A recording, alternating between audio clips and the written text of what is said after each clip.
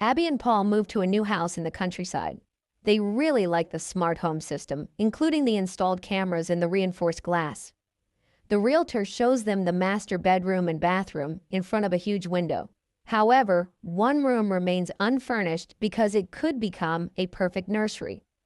Paul unpacks boxes, sets up an antique corded phone in the living room, joking it's for when the smart home might break down. Abi arranges frames with their wedding photos. Finally, they check out the rooftop terrace, which offers a great view. Late in the evening, the couple settles on the terrace, stargazing. Abi points out constellations to her husband, who makes jokes about their names. They feel they can be happy here. In the morning, Abi goes to work at Integrate Robotics, where she works on creating domestic assistants.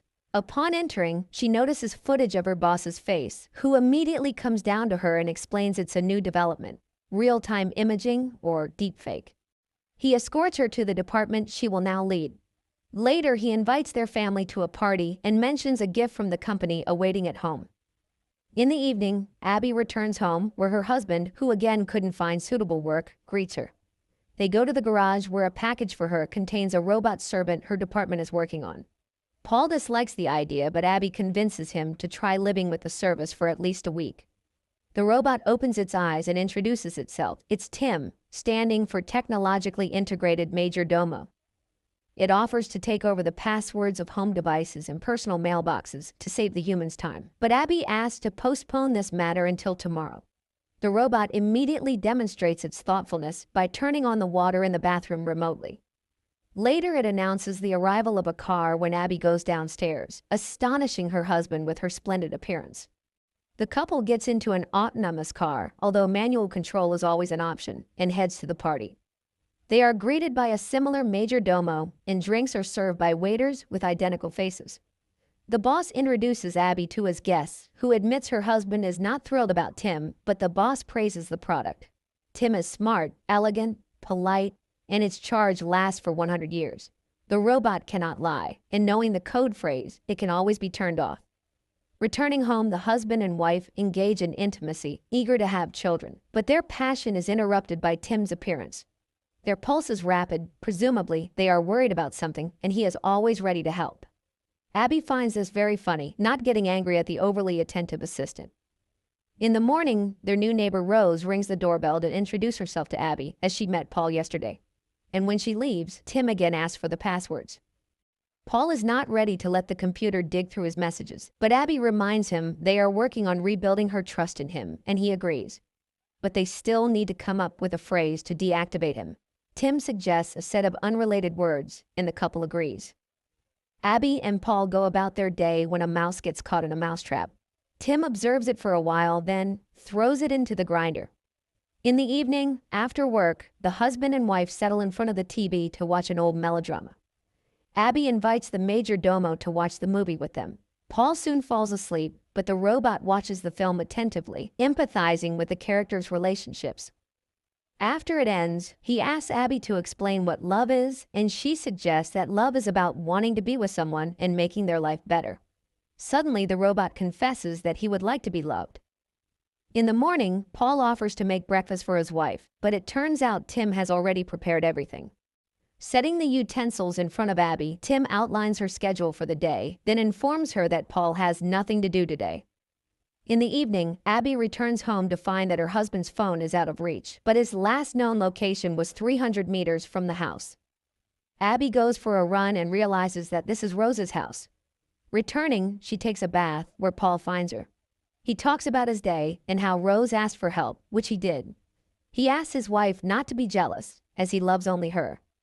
The next day, the couple visits a family planning center, hoping to get help with becoming parents. In the evening, as they prepare to go to a restaurant, Abi asks T.I.M for advice on her dress. He suggests wearing red, and looking at her, admits that she is beautiful because she is perfectly symmetrical. Abi asks him to zip up her dress, but the robot's hand fails and he accidentally tears the dress. This overwhelms him. The robot panics. Abi calms him down and wears another dress. At the restaurant, Paul reveals that he has been offered a job in London, but Abi strongly objects, as they decided to start over, and his long absences won't help solve their problems. The next day, she returns home with a gift for Paul and finds Rose in the yard, who has made a garden project for them. Abi feels jealous, but Paul is very excited about the gifted sweater. Later, Abi remembers she needs to check her test results, but it's too late to call. Tim offers to do it for her, and she hears him speaking to the clinic in her voice. Abi is amazed, as she did not know about this feature of the assistant, but Tim assures her it's for the convenience of the owners. In the evening, Paul reports that he couldn't find the new sweater, and Tim has been away all day. Then a car pulls up to the porch, and Tim, now dyed brunette, steps out, explaining that Abi prefers brunettes, so he wanted to please her.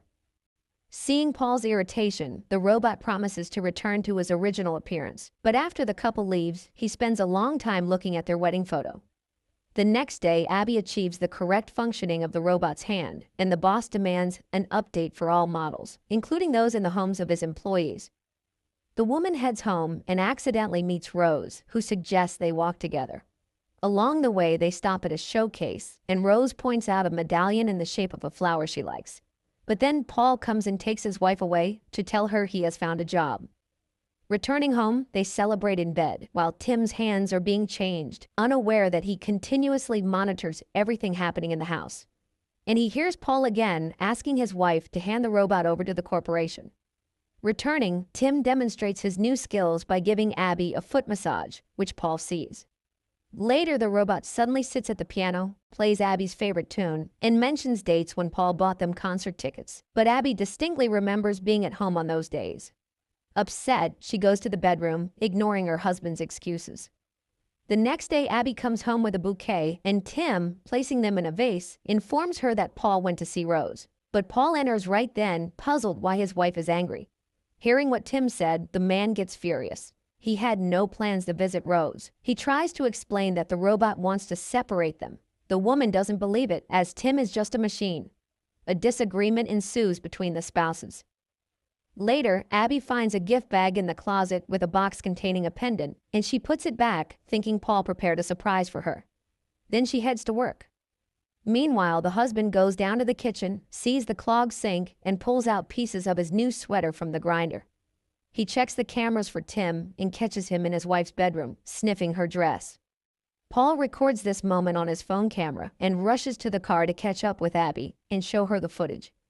But Paul's car mysteriously doesn't start, and the robot calls a company car for Paul. En route, the car begins to speed up. Paul tries to stop the car, but it doesn't respond to his commands and crashes into a tree. Abi rushes to the hospital, where she finds her injured husband. Paul tells her everything he learned and accuses Tim of causing the accident. He asks his wife not to be alone with the robot, and she spends the night in the clinic. In the morning, Rose calls the home of Abi and Paul to inquire about the man's condition, and Tim invites her inside. Later, Abi goes home for some belongings. Outside, Rose stops her to warn her about something, but the woman sees the flower pendant on her chest and leaves, ignoring the neighbor's cries. Returning home, she checks the bag, and it turns out to be empty. Abi cries when Tim calls out to her. He knows Paul wants to return him and is ready to process the return.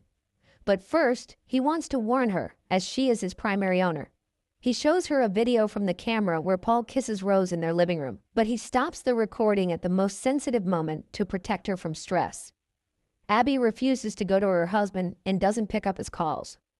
Later, Paul comes home, where Tim greets him, hands him the found sweater, and informs him that Abi doesn't want to see him and his suitcases are packed. Paul doesn't believe it, but then Abi appears, tells him she saw the recording and knows about the pendant. When he starts to object, she drives him out. Paul leaves, but on the way, Rose calls him, telling him their robot tried to kiss her.